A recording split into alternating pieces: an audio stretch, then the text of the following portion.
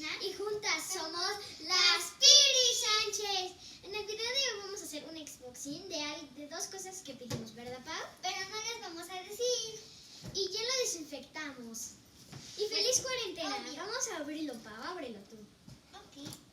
Pau ya lo está abriendo. Tiene que ser con tijeras o con algo filoso. Y traten de no cortarse.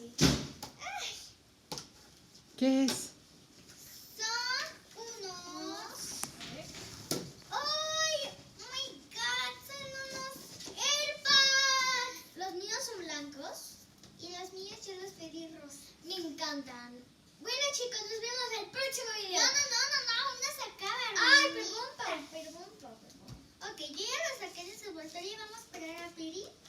Aquí están, ya bien. Vamos a sacar a la cuenta de 1, 2, 3. ¡Oh! Se siente muy lisito esto cuando lo hago. Y aquí están los AirPods. No los pongo. Ve, si le pones así es como un imán y ya se Y queda. así. No me los voy a poner ahorita. Ah, bueno, no me porque cabe, no tienen porque pila. tengo un oído muy pequeñito. Pues ahora si me los hago. Están así, súper me quedan. padres.